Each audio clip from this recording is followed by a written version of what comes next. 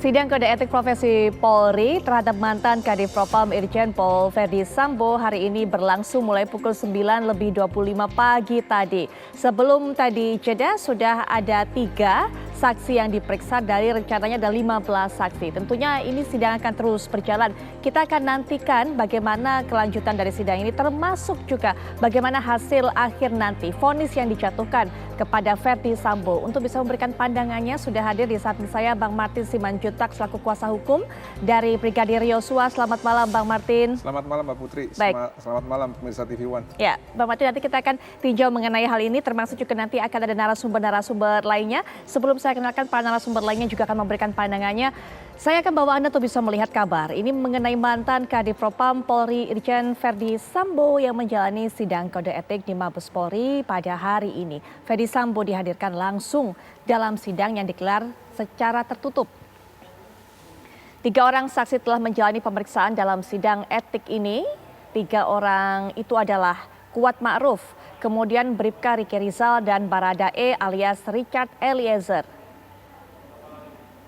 Sejumlah saksi juga dijadwalkan akan dihadirkan dalam sidang ini yaitu mantan Karopaminal Divisi Propam Polri Brigjen Pol Hendra Kurniawan, mantan Karo Provos Div Propam Polri Brigjen Pol Beni Ali, kemudian Kabagakum Ro Provos Div Propam Kombes Susanto dan mantan Kapolres Metro Jakarta Selatan Kombes Pol Budi Herdi Susanto.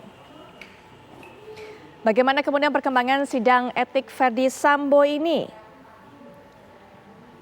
Nanti kita juga akan dengarkan bagaimana pengamat kepolisian memandang sidang etik yang berlangsung. Apa saja fakta yang akan terungkap dalam sidang etik Verdi Sambo? Putusannya juga seperti apa? Baik, Anda yang juga lihat di layar kaca, ini adalah cuplikan dari sidang yang berlangsung pada pagi tadi sudah sempat saya sampaikan. Mulai pukul 9.25 pagi sampai sore sekitar pukul 17 atau 8 jam setelah kemudian persidangan ini berlangsung baru ada 3 saksi yang diperiksa dari total 15 saksi yang diperiksa. Sehingga kemudian nanti sidang juga kemungkinan berlangsung lebih dari 1 hari. Memang Kapolri memberikan perintah bahwa sidang berlangsung hari ini segera diambil keputusan, tapi nanti kita akan lihat bagaimana kelanjutan sesuai dengan keterbatasan waktu. Diperiksanya seluruh saksi atau akan mendengarkan secara langsung keterangan dari seluruh saksi. Semuanya hadir langsung para saksi ini kecuali Baradae atau Eliezer yang mengikuti dan juga memberikan keterangan secara virtual. Bintang Sambo jatuh di sidang etik ini menjadi judul yang kami pilih karena seperti kita tahu bahwa bagaimana karir dari Verdi Sambo ini begitu moncer, rising star menjadi salah satu gelar yang diterimanya atau menempel padanya karena karirnya begitu mulus, tapi ada satu kasus yang menjatuhkan ia sejatuh-jatuhnya dan tentunya mengenai profesinya juga akan ditentukan dalam sidang etik ini. Untuk bisa membahas mengenai hal ini lebih lanjut, tadi Bang Martin Simanjuntak sudah saya perkenalkan kepada Anda.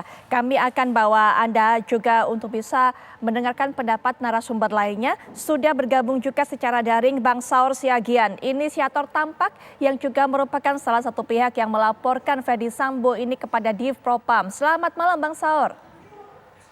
Selamat malam Mbak Putri. Baik. Bang Saur, nanti kita akan dengarkan bagaimana pandangannya. Juga sudah bergabung dengan kita Pak Adrianus Meliala, mantan komisioner Kompolnas. Selamat malam Pak Adrianus Meliala. Selamat malam. Baik. Bang Saur, kita akan dengarkan terlebih dahulu karena yang kita tahu 18 Juli lalu tampak ini kemudian mengajukan tuntutan ataupun juga melaporkan ini kepada Div Propam dan kita sudah lihat hari ini menjalani sidang Verdi Sambo. Bang Saur, seperti apa melihatnya? Ya, ini adalah tanggung jawab konstitusional kami sama tanggung jawab profesi kami sebagai advokat bahwa kami harus tunduk kepada Undang-Undang Dasar dan menjalankan undang-undang. Begitu masalah ini sangat heboh, ada dugaan yang sangat janggal. Kemudian kami terpanggil membuat LP resmi persisnya tanggal 18 Juli, di mana kami melihat ada dugaan yang sangat terang benderang pelanggaran etik yang dilakukan oleh saudara Verdi Sambo. Dan kami sangat mengapresiasi Kapolri, kemudian juga tim sus. Apa permintaan kami bahwa polisi melakukan terobosan bahwa bisa inline melakukan sidang etiknya dengan penyidikan pidananya, ternyata terbukti. Kemudian Kompolnas juga mendukung, kemudian juga pengacara daripada keluarga Yosua juga mengusulkan seperti itu. Ini saya kira satu apresiasi yang betul-betul diperlihatkan oleh Kapolri dalam konteks ini adalah tim sus. Nah, kita berharap sesungguhnya satu lagi tadinya, kode etik memang nature-nya itu tertutup. Kami sebenarnya mendorong bahwa etik ini terbuka karena ada satu contoh yang baik yang dilakukan oleh Propram ketika melakukan sidang etik kepada Broto Suseno. Jadi biasanya tidak ada PK, kemudian ada PK, tadinya kita harapkan, tapi oke lah kita hargai. Tentu mungkin Mabes Polri punya pertimbangan tersendiri. Itu yang juga kita apresiasi. Itu pendapat tampak Mbak Putri. Baik, Prof. Adrianus, besar harapan masyarakat termasuk tadi disuarakan oleh Bang Saur Siagian bahwa masyarakat bisa mengetahui bagaimana jalannya proses sidang etik ini. Tapi ternyata Polri melaksanakan sidang ini secara tertutup, memang ditayangkan di TV Polri tapi hanya gambarnya saja, suaranya kami tidak bisa mendengar. Kami memang pahami betul pertimbangan-pertimbangan Polri, tapi bagaimana melihatnya Prof? Apakah ini salah satu bentuk ketidakterbukaan Polri atau mungkin ada pandangan lain? Ya, jadi sidang etik itu adalah sidang di mana yang bersangkutan, Ferdy Sambo, itu direview oleh sejawatnya. Nah, yang paling bisa mereview sesama sejawat adalah sesama polisi. Jadi dengan kata lain, kehadiran kita di sini pun sebetulnya mungkin secara fisik oke, tetapi sebetulnya tidak ada relevansinya mengingat yang bisa menentukan kepatutan dan kepantasan itu dua hal tuh yang menjadi ukuran dalam sidang etik adalah mereka sendiri sebetulnya. Karena tadi mereka lah yang paling tahu sejauh mana Sambo dalam hal ini tidak patut dan tidak pantas dalam rangka perbuatannya. Jadi menurut saya di sini bukan soal ketidakterbukaan, tapi bahwa memang yang paling tepat untuk menilai dan mengadili adalah sejawatnya, ya, bukan orang luar. Jadi kalaupun kita hadir di situ, itu mungkin lebih kepada asas representasi, tapi tidak akan menyumbang apa-apa pada pemahaman kita tentang apa yang terjadi di antara orang-orang dalam satu komunitas yang amat khas seperti kepolisian. Demikian. Walaupun memang masyarakat kemudian saat melihatnya, termasuk siapapun itu, termasuk pihak yang melaporkan juga saat melihatnya memang tidak akan memberikan pandangan, tidak akan memberikan atau tidak ada relevansinya. Tapi setidaknya bisa mengetahui sebenarnya apa yang disampaikan, kemudian bagaimana jalannya persidangan ini, bagaimana Prof dengan keinginan masyarakat seperti itu? Ya itu bisa dimengerti, bisa dipahami juga. Saya dalam hal ini menawarkan misalnya jalan tengahnya adalah kehadiran Kompolnas. Nah, saya pribadi ketika saya menjadi anggota Kompolnas pada periode saya itu oleh Polri diizinkan, ya, diberi tempat untuk hadir sebagai perwakilan publik. Jadi saya dalam hal ini menjadi mata dan telinga publik terkait dengan persidangan tersebut. Baru kemudian setelah selesai, saya kemudian keluar dan kemudian bertemu dengan, ya dalam hal ini seperti misalnya Pak Saur misalnya. Sehingga kemudian kita bisa ngobrol-ngobrol. Tapi tadi saya dalam hal ini sebagai orang yang mengawasi Polri menjadi perwakilan publik dalam rangka hadir di sidang itu. Mungkin begitu sebagai jalan keluar yang kemudian bisa diterima. Baik, Bang Martin, ada satu catatan tadi dari Bang. Saya bisa memperkaya Mbak Putri, silakan. Prof. Adrianus. Jadi kan dalam tim sus ini juga kan unik, sesuatu yang baru. Artinya mereka mengundang Kompolnas, bahkan secara terbuka juga tim sus mengundang Komnas HAM, sekalipun Komnas HAM sesungguhnya memilih mereka untuk di luar. Kita hargai sikap itu. Sebenarnya dalam kode etik advokat juga nature-nya itu tertutup.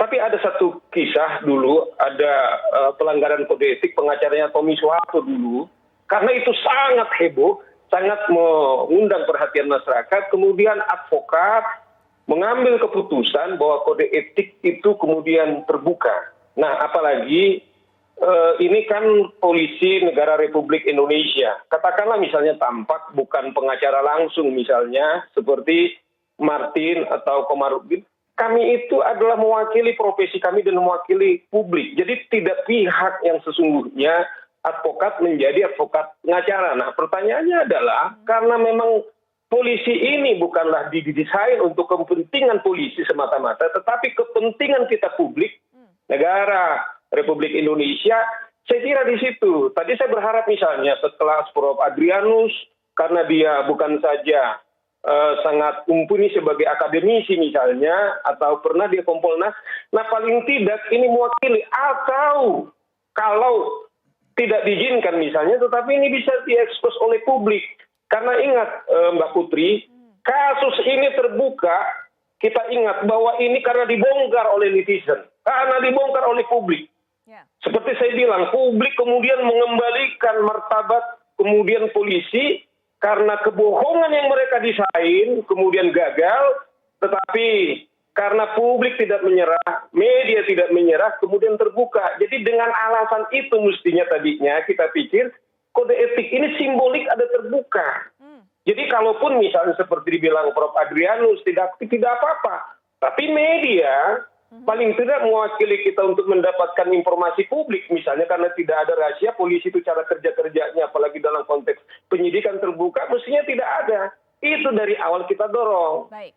Sehingga tidak tanggung-tanggung katakanlah pertaruhan atau pekerjaan yang dibuat oleh Pak Siti dengan tim sus sehingga terang benderang. Misalnya kami janji waktu itu misalnya Mbak Putri, ketika kami buat laporan tidak mudah Mbak Putri, kami ditolak.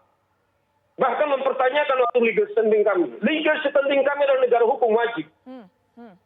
Waktu itu janji Mbak Putri bahwa kami akan di dua cara mekanismenya. Kalau tidak Propam menyurati kami yang menyurati mereka. Kami kontak tidak ada. Bagaimana tentang nasib daripada laporan kami? Baik. Bang Saur, dan memang mungkin kami bersyukur kemudian ditindaklanjuti. Tidak lagi memang lebih dari seperti Sando, tetapi tidak ada keterbukaan itu. Itu maksud kami secara filosofi dan secara hukum, Mbak Putri. Bang Saur, kami pahami, kami ambil poinnya. Mungkin saya akan tahan sampai di situ, Bang Saur. Kita akan jeda sejenak. Nanti kita akan ambil sudut pandang dari Bang Saur tadi untuk mungkin bisa diberikan komentar oleh Pak Ito, Prof juga, kemudian juga Bang Martin bagaimana melihatnya. Selaku kuasa hukum dari Brigadir Yosua, saya akan bawa Anda untuk bisa kembali lagi mendengarkan pendapat narasumber setelah jeda berikut ini. Kami segera kembali.